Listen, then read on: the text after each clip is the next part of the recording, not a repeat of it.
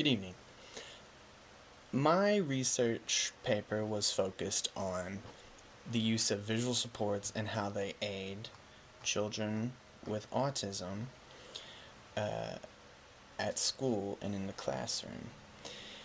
Visual supports can also be a tool used by teachers to better help children with ASD function better in the classroom.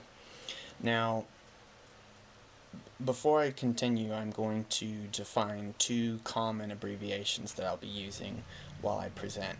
ASD, which means Autism Spectrum Disorder, and VSS, which is a Visual Support System, sometimes known as a VSA, or a Visual Support Aid. And I might just reference it as a visual support. So, to begin, children with autism tend to have common difficulties in the classroom that can affect their social and academic performance. Now, it is important to know that autism, while it has a set criteria for diagnosis, no two people with autism have the same symptoms or the same intensity of these systems. Many people with autism can be classified as high functioning or low functioning. The recent DSM-5 no longer accepts Asperger's syndrome as a diagnosis, which was usually given to people with ASD who were more high functioning. But for the purpose of this presentation, I'm just going to refer to autism spectrum disorders as ASD. Now, visual supports, they can affect students in a positive way, and my research has shown that visual supports are an evidence-based practice, which means that they have been determined by various studies and experiments to be an effective tool to help children in the classroom with ASD. The first experiment occurring in 2000 by Detmer, which showed that they established a baseline of behavior with two students in terms of transitioning and task completion, and the intervention stages of that experiment showed great improvement when visual supports were implemented. So visual supports are proven to be an evidence-based practice, so teachers can trust that visual supports can assist children with autism in their classroom. My research also showed that visual supports can benefit children also based on age group, and age group is important to consider when implementing visual supports because the studies have shown that different age groups need visual supports in different outcomes. For example, there have been studies for preschool students, elementary students, and middle school students that show that visual supports can help outcomes in terms of behavior, communication, and school readiness. But for older students, such as in the high school range, age 15 to 22, only one study has been done, and that was using visual supports to help in social outcomes. This is strictly what the data says. It's not saying that visual supports can't be used for older students in terms of helping them with motor skills or cognitive ability, but simply that this is what the data shows us. Moving on. Now, while planning for students with autism and using visual supports, like I said, it's very important for teachers to remember that no two students with autism are alike in terms of their needs in the classroom.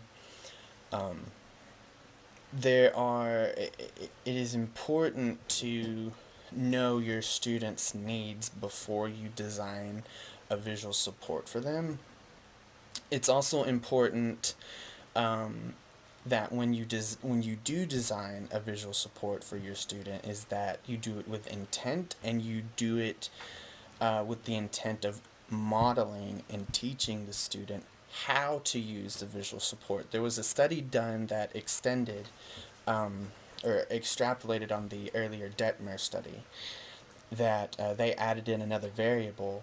They established a baseline of behavior and then implemented the intervention using a visual support, but only did so by simply exposing the students to that visual support and giving it to them with no instruction on how to use it, what the symbols mean, or really just any instruction on how to use it.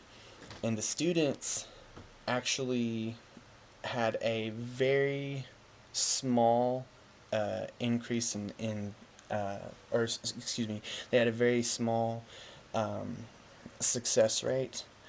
But when the intervention with the visual support was reintroduced with explicit modeling and teaching on how to use it, their time to complete a task as well as to transition between tasks was greatly decreased.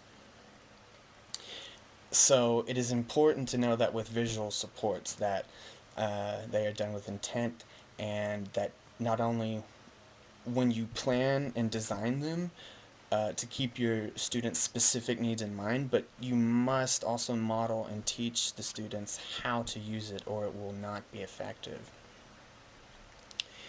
Now, some of the challenges that go with visual supports.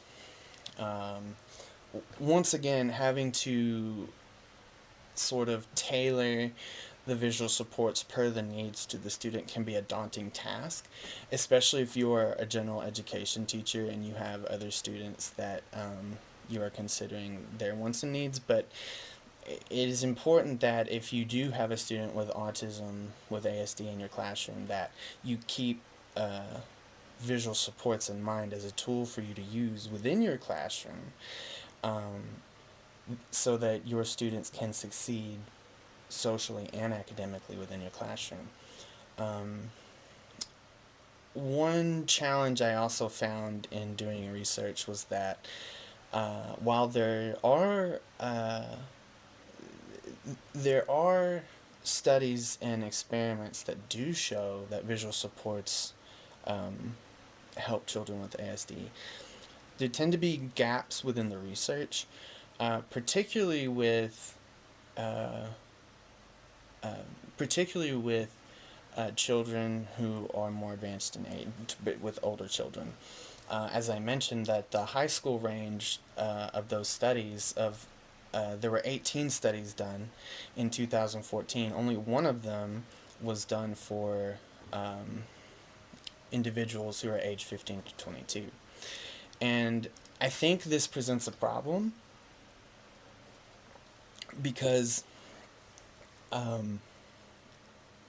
we have all these these younger children with ASD who are getting this support in terms of visual supports, but they're gonna grow up, and if there's not enough data out there that can prove or at least show that visual supports can work for older individuals with ASD, this might present a challenge to communities as that population ages. And you have to wonder, as these children grow up, how are they going to function in the real world in terms of finding a job, navigating relationships as an adult, or even academia. So I do think that is one of the biggest challenges with visual supports, is that while the data does prove they work, there's not enough of it to prove that they work fully, or how they work with older individuals with ASD. Now, visual supports can come in a lot of different varieties, and they can help in different situations. in my research, I found many different applications to use, but one that stuck out to me specifically was the use of a social story. And social stories can be used in a variety of different settings for any age group. And it can range from something as simple as how to line up or how to enter a classroom to, okay, what should I expect socially from interacting with someone of the opposite sex? Or how do I interact with people when I go to the doctor or see the school nurse? These social stories uh, have been proven to help students with ASD. But one important thing is to remember that when you create these social stories, is that the individual understands specifically the symbols that you use and understand, and they need to understand what exactly is going on, because individuals with ASD often have different perceptions of social situations than neurotypical people do. So it's important that before you design a social story for an individual, is that you have to understand, okay, what is their perspective on this situation? Because you can design a social story, and if they don't understand the perspective that you have without consulting them first, it's not going to work. So once again, it's very important to keep those the individual's specific needs in mind, but also consider their perspective too, especially with social stories.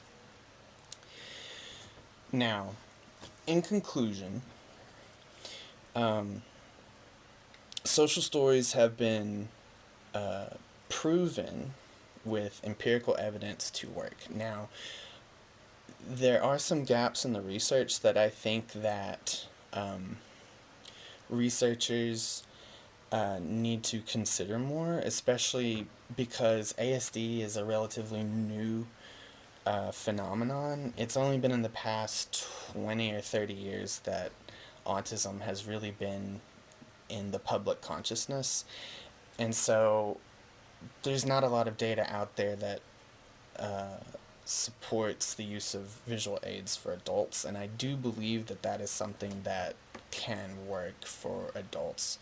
We just need to be sure uh, that that is an evidence-based practice, so more research is needed.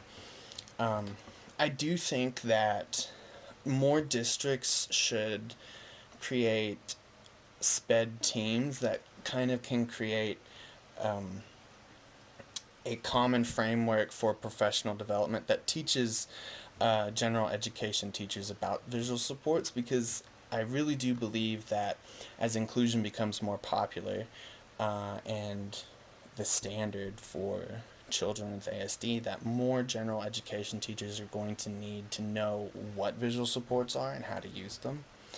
And I think by doing this, children with autism can succeed more and also be more independent as they go throughout their academic careers in inclusion. Thank you very much.